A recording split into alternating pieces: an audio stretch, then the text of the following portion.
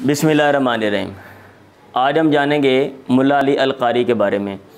आज तो मुल्ला का लफ्ज़ गाली के तौर पे इस्तेमाल होता है, लेकिन फ़ारसी लोग एक ऐसे शख्स को जिसके पास दीन का गहरा और वसी इल्म हो, इज़्ज़त देते हुए मुल्ला के लक़ब से याद करते हैं। और मुल्ला अली अल कारी को मुल्ला इसलिए कहा जाता है क्योंकि उनके पास दीन का गहरा और वसी इल्म था।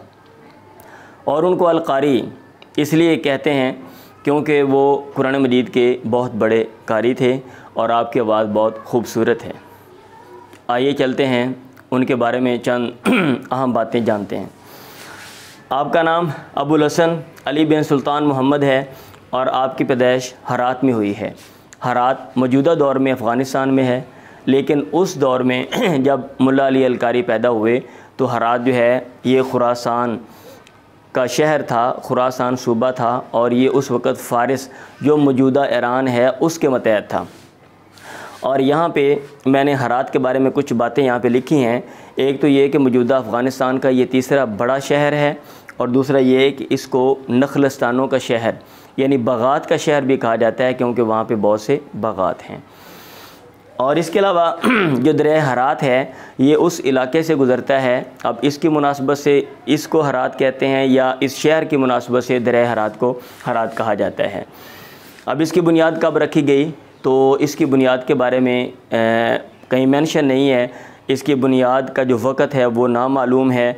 बहरहाल ये बहुत ही कदीम शहर है क्योंकि हज़रत ईसा अलैहिस्सलाम से तकरीबन 550 कबल मसीह 550 साल पहले जब ईरान में हुकूमत की थी साइरस दी ग्रेट ने, तो उस वक़्त ये जो शहर है ये बुनियादी हैसियत रखता था और वहाँ पे इसकी बड़ी अहमियत थी। और ये शहर इस लिहाज से भी बड़ा अहम है क्योंकि शाहरा रेशम जो सिल्क रूट है ये उसके ऊपर वाक़या है।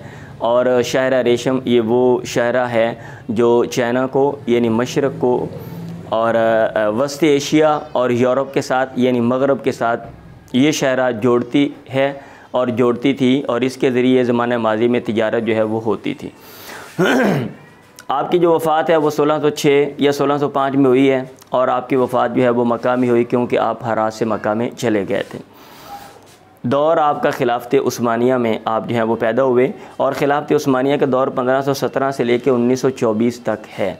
तो ये भी हमें मोटा मोटा पता होना चाहिए कि उम्वी दौर वो कौन सा है और अब्बासी दौर कौन सा है और खिलाफत उस्मानिया का दौर कौन सा है। जब बेसिक तकसीम हमें पता होगी तो फिर आगे उनकी जो तफसीलात है फिर हम वो देख सकते हैं, क्योंकि बंदा जो है वो अदवार से भी बड़ा मुतासिर होता है और हालात जो है इंसान को बड़ा कुछ सिखाते हैं।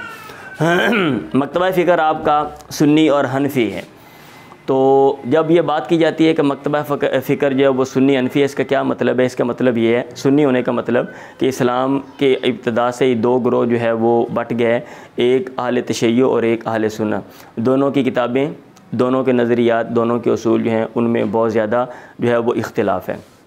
और जो जब हनफी का लफ्ज़ साथ लगाया जाता है तो इसका मतलब ये होता है कि अहले सुन्ना में आगे मज़हब की स्टडी करने के लिए, कुरान और हदीस को समझने के लिए एक सोचने का जो अंदाज़ है वो मुख्तलिफ़ है, मुख्तलिफ़ ग्रोहों का।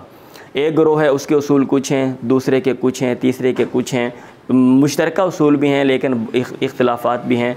बहरहाल वो एक ग्रोह के जो उसूल हैं वो जिस बंदे ने सबसे पहले दिए या उन उसूलों की निस्बत जिसकी तरफ की जाती है तो उसकी तरफ ही उस जमात की निस्बत करके कह देते हैं कि इन उसूलों के मानने वाले जो हैं वो हनफी हैं, इन उसूलों के मानने वाले मालिकी हैं, इन उसूलों के मानने वाले शाफ़ी हैं, या इन उसूलों के मानने वाले जो है वो हम्बली हैं, इन उसूलों के मानने वाले ज़ाहिरी हैं, इस तरीके कार को मानने वाले जो हैं वो फ़ुलां हैं। तो आप जो हैं वो सुन्नी और हनफी हैं। और आपने जो असफ़ार की है वो हरात से आप मक्का में गए और मक्का में ही आप होकर रह गए। और मक्का और हरात का कितना फ़ासला है? तकरीबन 3750 किलोमीटर का फ़ासला है। और कुछ मालूमात उनके बारे में, आप जो हैं वो माहिर हदीस और फ़िका थे, कुरान मजीद की जो तफसीर है उसके भी माहिर थे और ज़ुबान के भी माहिर थे। ज़ुबान के माहिर का मतलब ये होता है कि आप इल्म नहव, इल्म सरफ़, इल्म मानी, इल्म बयान, इल्म बदी, इल्म लुग़त, इल्म इश्तिक़ाक़, ये इसके माहिर थे। तारीख़ के माहिर थे और तसव्वुफ़ के माहिर थे और आप माहिर ख़त्तात भी थे। और आपके बारे में ये बात भी मेंशन है, ज़िक्र की गई है किताबों में कि आप हर साल कुरान मजीद अपने हाथ से लिखते थे। असातिज़ा में शेख अहमद इब्न अल हजर अल हैसमी जो कि मिस्री अरबी मुहद्दिस हैं, इनका तज़किरा मिलता है कि जब आप मक्का में गए तो आपने इनकी जो ज़ेर सरपरस्ती जो है ना वो आपने इल्म हासिल किया काफ़ी अरसा, और फिर जो है वहीं के होकर रह गए और मक्का में ही फिर जो है वो आपकी जो है वो वफ़ात होती है और जन्नतुल मुअल्ला में आपको दफन किया गया है। कुतुब की अगर हम बात करें तो अल मिरकात इनकी मशहूर किताब है, हमारे मदारस में अमूमन लोग जो हैं वो पढ़ते हैं। असातिज़ा बिलखुसूस जो मिशकात शरीफ पढ़ाते हैं वो अल मिरकात इसका मुताला करते हैं। तो मिरकात है और हमारी जो किताब है दरसी किताब मिशकात, उसके जो हाशिया उसमें भी मिरकात का काफ़ी ज़्यादा हवाला जो है वो दिया जाता है। इनकी किताब अल मिरकात है जो मिशकात शरीफ की शरह है। शरह शिफा लिल कादी अय्याद, कादी अय्याद की किताब अशिफा उसकी शरह इन्होंने लिखी है।